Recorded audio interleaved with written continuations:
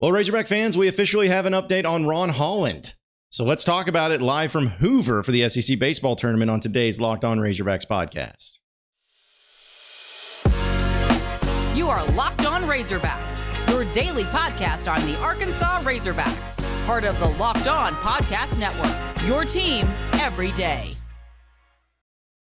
Welcome into the Locked On Razorbacks podcast. I am your host, John Nabors. I'm also the host of Out of Bounds. You can catch every weekday afternoon from 1 to 4 on 103.7 The Buzz and 103.7thebuzz.com. Today's episode is brought to you by Birddogs. Go to birddogs.com/lockedoncollege. And when you enter in promo code LOCKEDONCollege, they'll throw in a free custom Birddogs Yeti-style tumbler with every order. Hope everybody's having a wonderful Wednesday. As I mentioned, I am actually in the finest of hotels here in the finest of cities, Hoover, Alabama, for the SEC Baseball Tournament, which we'll talk about here in just a little bit and dive into that and maybe give a little preview of what it's looking like for Arkansas. But I know that everybody has been asking about Ron Holland and the situation like that he finds himself in, because I'll tell you this, if there was one thing that I got asked about constantly on the podcast, it's about Ron Holland. Hey, what's the update on Ron Holland? Hey, when's Ron Holland coming? Hey, is Ron Holland still coming? What's happening? Is he staying in Texas? Don't really know. But hey, we do have an update on it officially yesterday, as it was being reported by multiple college basketball insiders, as well as those from our local media here at Arkansas, that Ron Holland has officially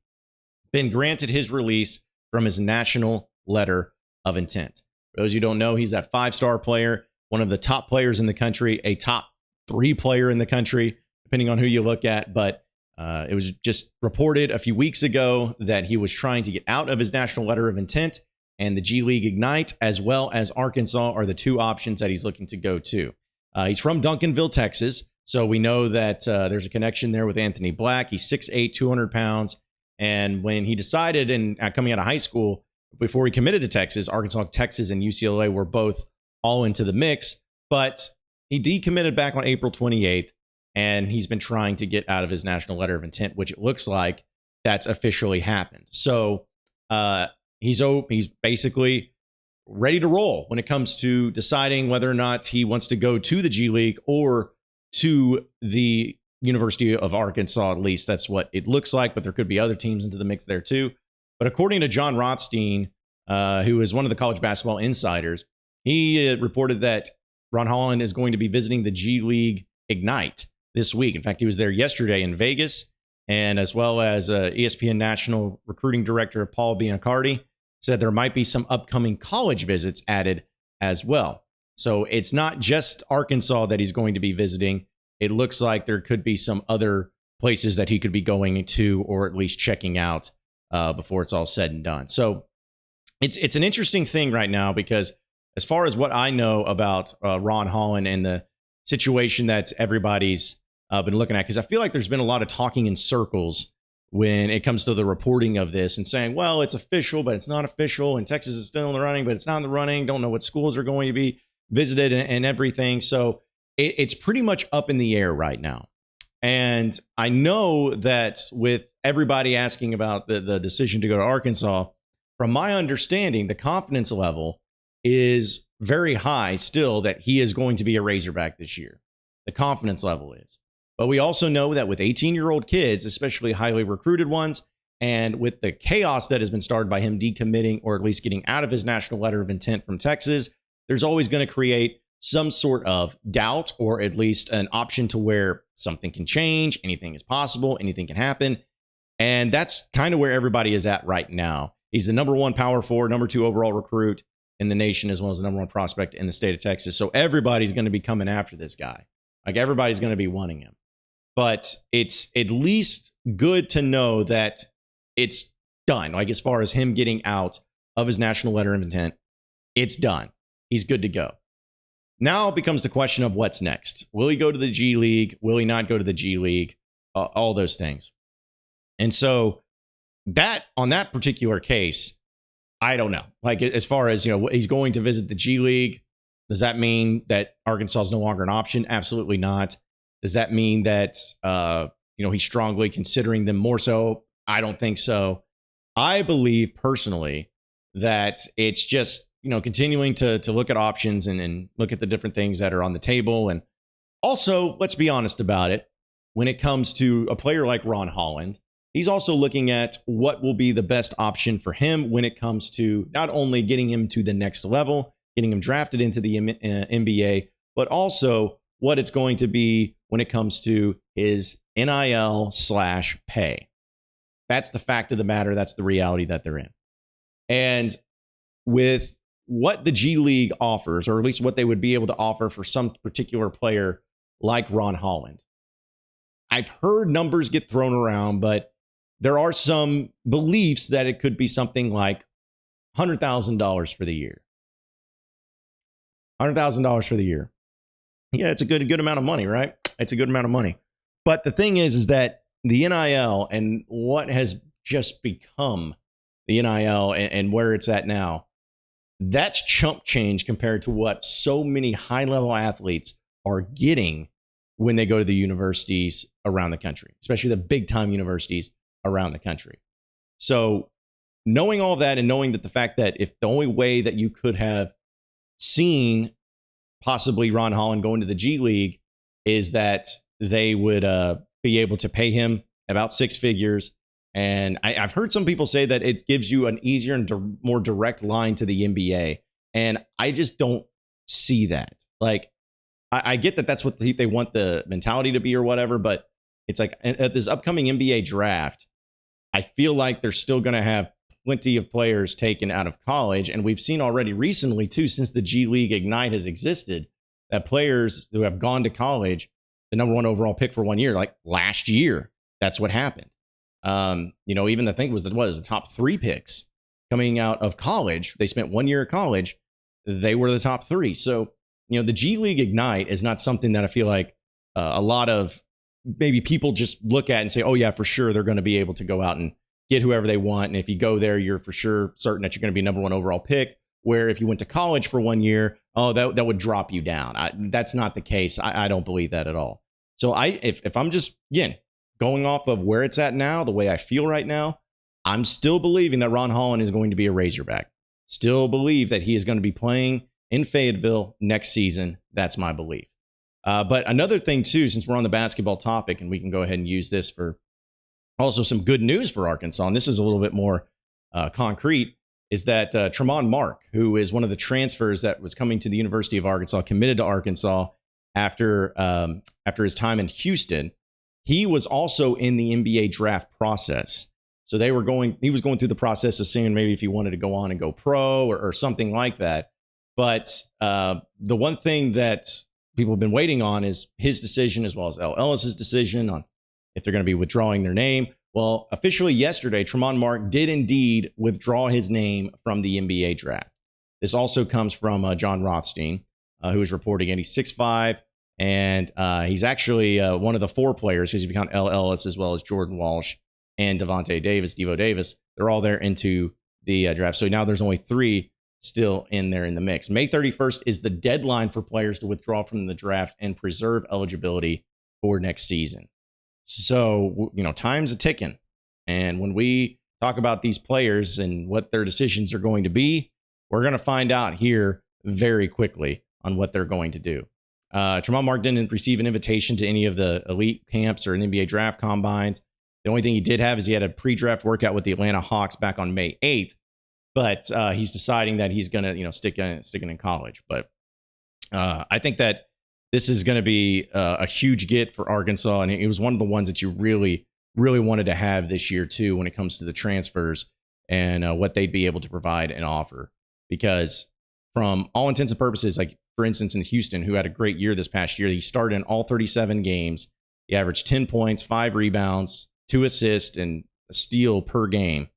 But what he was really known for is his defensiveness. Like, his defense was incredible. He's a great on-ball guard. He was a guy that could really cause some havoc for three-point shooters as well. So he's somebody that is going to be added for not only hopefully some offensive purposes, but also really to provide a spark defensively and be that guy that's just like, hey, go get that, go lock that guy down, and you'll be all good to go. So that's a huge get for Arkansas. So now we're basically in the mix where we're waiting on L. Ellis. I still believe he's a Razorback. So we'll see how that goes, but I still believe he's going to be at Arkansas. And then Devo Davis and Jordan Walsh. Those guys are still, in the mix. Jordan Walsh got an invite to the combine. Devo didn't. Some people believe that Devo will return to Arkansas. We'll see. I think that at this point in time, if I was going to choose, I think one of them does come back. I think so. And I used to be where I felt it was more about Walsh than Devo, but now I think it's going to be more Devo than Walsh. So he comes back. I think Walsh moves on, ends up getting drafted. And then, of course, Ron Holland comes in. And then when Walsh moves on, you're still going to have one scholarship open. Some people also believe that Grant Nelson is still in the mix. He got invited to the NBA draft combine. And he's going to also have to decide if he wants to withdraw his name or not. If he withdraws his name from the NBA draft, the Arkansas Razorbacks will be in there in the mix. From what I understand, is that they're going to really go hot and heavy after him and try to get him on the team as well. So that's where it sits. That's where it sits right now. And I know everyone's just waiting with bated breath on Ron Holland. Don't worry, folks. It'll come in time. We'll have to wait and see. But it's just nice to know that the next step has been taken when it comes to him being able to get out of his national letter intent with Texas. We'll talk a little baseball on the other side of the break. But first, folks, I got to tell you about Birddogs. I've gotten some of these different shorts that they've offered, and it's incredible how comfortable they are. Like, I was sitting there, and I've always kind of like lounged around, and even when I've recorded my podcast, I've lounged around and just want to be comfortable. Well, when I got these Birddog shorts, they were incredibly comfortable. And the way that they fit, I was kind of a little nervous about them at first because I'm like, man, they feel like they may be a little bit tight, a little bit small, a little bit snug. And as soon as I put them on, I'm like, wow, these things are incredible because not only are they comfortable, but they also have versatility to where they look good. They look like you could wear them just out and about, and no one's being like, why are you wearing jersey shorts? It's nothing like that. You could pull them off at the golf course. You could pull them off at home. It doesn't matter. They are fantastic. And so many different celebrities and people have used them. I'm one of the ones that used them. Not saying I'm a celebrity, but you know what I'm saying. They're awesome. So check them out today by going to birddogs.com/lockedoncollege. And when you enter in promo code LockedOnCollege, they will throw a free custom Birddogs Yeti style tumbler in with every order. So check them out today at birddogs.com/lockedoncollege. You are Locked On Razorbacks, your daily podcast on the Arkansas Razorbacks. Part of the Locked On Podcast Network, your team every day. All right, moving on into the next segment of the Locked On Razorbacks podcast. A few things that are going on right now in baseball side of deals, because we know the SEC tournament is starting up today for the Razorbacks. And of course, I'll have the podcast up tomorrow recapping the game, but they will be officially facing off against Texas A&M, the Aggies, who were able to eliminate Tennessee. A&M is a 10 seed in this year's SEC tournament, and they are in, I'm not going to say that they're not into the postseason, but they certainly want to be able to make their case a little bit easier. They're 33-23 on the year. They've won 7 of their last 10, so they've been doing a pretty good job and a pretty good, strong finish to the season. And right now that they're just, trying to take that next step. They were a team that was in the College World Series last year, and so I thought that was pretty fascinating. But also the series, this is just classic Texas A&M. Apparently, the series is tied at 49-49-1 according to the A&M Aggies record book. And Arkansas's record book says they were 49-46, and where Arkansas has the lead over them. So I guess, classic where it's like nobody really knows what's going on. But back in the old days, especially in baseball, who really knows who's telling the truth? But I have a feeling it's the Aggies lying about it. At least that's what I'm going to go with, too. Arkansas was able to sweep Texas A&M earlier this year. Absolutely destroyed them, took care of business. Game's going to be on SEC Network. And it's going to be having Cody Adcock will be the starter for Arkansas, which, Hagen Smith, I guess, is reported to be starting the next game, regardless if Arkansas wins or loses today. So we'll see how that plays out. But also Nathan Detmer will be the pitcher for Texas A&M. He's a right-hander. He's 1-3 on the year with a 6.28 ERA. And also he's pitched in 61 2/3 innings. It's going to be a beautiful day. Thankfully, no rain delays. It was kind of dicey on Tuesday when it came to some of the rain and weather, but looks like it's going to be good to go on that front as well. So here's the deal, is that Arkansas is going to go into this game, and I think that Dave Van Horn has approached it in the right way. He's been here before. He knows what's on the line. He knows what's at stake. He knows what actually matters. And he's going to be going with guys that he's not going to go too crazy with it. Like he's not going to just throw into the mix of saying, hey, let's go all in on these guys and let's throw out our arms and everything. Like that's not going to happen, at least in this particular case. So at least that's got going on, and I feel good about that part of it for Dave Van Horn. But it's like you don't want to lose. Like you don't want to go in with a loser's mindset. Like that's not the approach that you want. But you know what you do want is to get guys ready and to get guys healthy and to get guys back into the mix and back into the game and get them some nice little reps to go along with it too. You know, I'm thinking about somebody like Gage Wood, who didn't exactly have the best of outings last time that he was out against Vanderbilt, and he's a true freshman. Well, how do you get some of that confidence back? How do you bring it back to where he needs to be? Hey, give him some reps and some games that won't matter if you win or lose, like this one, like the SEC tournament. Just get him some reps. Same thing with Adcock. I think it's a great move starting Adcock today. Hey, we'll go along with it, see what happens. I'd like to see guys like Ledbetter get in there into the mix. Zach Morris a little bit, just some reps here and there, not too long, an inning or two maybe, and then get out of there healthy. So I've talked about it before, and I don't want to really approach it this way because I know people get so upset about it or they take offense to it. But it's like I kind of, again, hope that Arkansas loses just because I want health. It has nothing to do with who wins and who loses, or just saying like the SEC tournament doesn't even matter. Like it's not even to that point. To me, it's just more about getting out healthy. Health is the most important thing.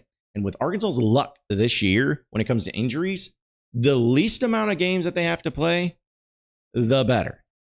So if they can go 0-2 in barbecue, that makes it a lot less risky of another player getting hurt. Like you already got Bolton out, which we don't know the status of him as far as we know he's not going to be playing this week, but will he be back next week? We'll see. You're trying to get other guys back into the mix. You're trying to get other guys reps. And so that's important when they're coming back off of injury. But just considering the way the luck has been, just be easy, guys. Just take her easy. Get out of there healthy. Rest up as much as you can. And then head into the regionals where it's the most important, to where you're going to make sure that your guys are 100% or at least as close to 100% as humanly possible. That's the goal right now. We'll talk a little bit, though, about a question that was brought up to me on Twitter about SEC championships and SEC tournament play on the other side of the break here on the Locked On Razorbacks podcast. You are Locked On Razorbacks, your daily podcast on the Arkansas Razorbacks. Part of the Locked On Podcast Network, your team every day. All right, so final segment here on the Locked On Razorbacks podcast. I thought that this was a pretty fascinating question that was posed about Arkansas and SEC tournaments, where if you look at the sports overall in general and when they've played in SEC tournaments, Arkansas has been pretty horrible. And not only that, but in like SEC championship games, they've been pretty bad as an entire athletic department. We know football's never won one. They've been to 3 in 95, 2002, and 2006. They've been to quite a few in basketball. I'm not going to list the years, but they've only won one, and that was in 2000. Baseball, they won, of course, in 2021. The only time that they've ever won the SEC tournament. Women's basketball hasn't done it. Like women's soccer is like, it's crazy stupid how many teams have just been unable to win an SEC tournament title. Now, again, it's like, does that matter as much? What does it mean? I think it matters if you win it once. Like when Dave Van Horn won it in 2021, that mattered because he had basically accomplished so many different things. That was one of the deals that was left off the checklist, is just winning an SEC tournament title. And now that he's done that, it's like, I don't care. He's done it. The only accomplishment left for Dave Van Horn is to win a national championship. Like that's the only thing that matters. So, it's differences in, the sport and the leagues and what you look at. But The next team, though, that I believe will win an SEC tournament title, because that was the question that was posed. Which team do you think wins an SEC tournament title? Not a regular season, a tournament. And I feel like that is such a tough question because of the variables about tournament style play and all of that. I believe, if I'm just throwing it out there, if I'm looking at it from the perspective of who takes that next step or who gets there, I think the easy answer would be Muss and the Razorback men's basketball team. They have yet to play in a title game since Muss has been there. They played in the semifinals, but they've kind of taken to the approach of where they do just fine in March Madness and do just fine in the NCAA tournaments. That's really all I care about. But I still believe that at some point in time, it's going to happen. Like it's going to get there. It's going to happen. But just a matter of when. But I think that would be the easy answer. I don't think baseball is really going to approach it anytime soon as far as like wanting to go all in and win it all. Just because of it's already been accomplished. I don't think women's basketball is going to be able to pull it off here anytime soon. Softball, maybe, but man, the SEC is so tough. I think that would be, ideal. I think that would be definitely a good chance of it, but man, it's just tough to win it, especially with the amount of people in it. I know soccer's played. I think they played in it was something like we played in 5 straight SEC championship games, something like that, but lost them all. Some crazy stat like that. But either way, a lot of different sports that you can look at as far as who's going to win the SEC tournament title and everything. But I'm going to go ahead and go out on a limb and just to answer the question, if I'm booking it on something for the next major sport to win an SEC tournament title and the tournament style play, I think it'll be softball. I think Courtney Deifel will be able to do it. I think that they'll put it together at some point in time. And they'll be able to run through the SEC. It's about matchups. It's about, playing your best at the right time. I know they had a disappointing end to the season this year, but I'm banking on Courtney Deifel to make it happen.